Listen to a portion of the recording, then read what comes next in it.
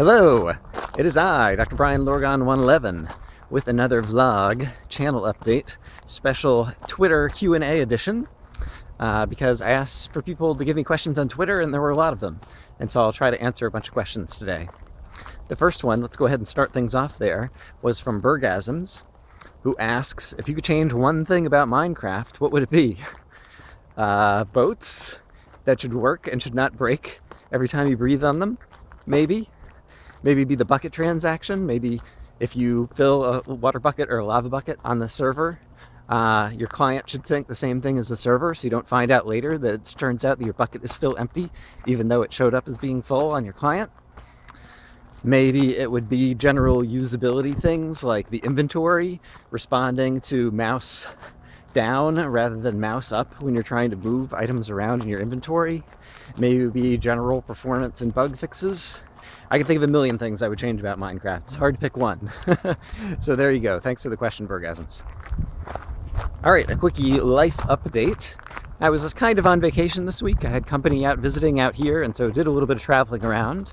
Also did some hiking. We had really great weather last week, and we continue to have great weather today. As you can probably see all around me, it's a beautiful clear sky, and I'm in short sleeves.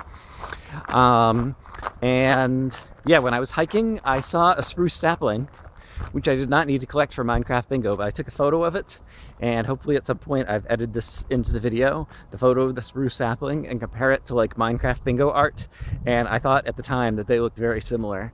So clearly nature is trying to copy my hard work, or the hard work of the Minecraft people, but I just thought people would get a kick out of the spruce sapling, so I wanted to show that. Let's do another Twitter Q&A question. Desi asks, are you going to attend my next Minecraft meetup special, schedule permitting? And yeah, absolutely. The last one was a whole lot of fun. We had kind of like a nerd Northwest, Pacific Northwest kind of meetup with a number of people, and it was a lot of fun. And so if I'm available, I would definitely do that again. Thanks, Desi. How about a channel update? Well, as you've seen recently, it's been mostly more of the same. Don't Starve Together is continued with Alex. We've caught up to where we've recorded.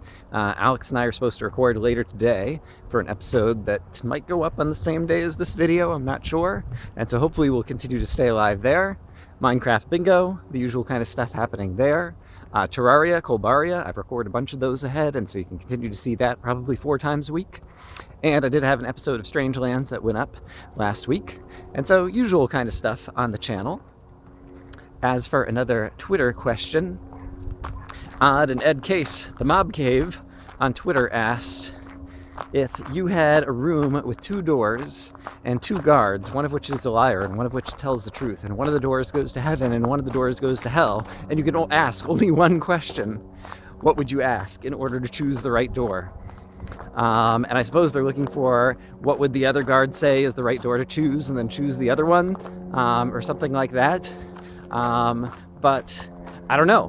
Who's to choose which is the right door, the best door, the correct door out of those 2? And why am I there? Am I already dead? Like, maybe I don't want to go to either of those places. I kind of reject some of the premises of the question, or at least want to get people thinking about it. But that seemed like kind of like a silly, clever question. One of those typical types of riddles. So thanks, guys, from the Mob Cave for that question. So I talked briefly about the existing series on the channel.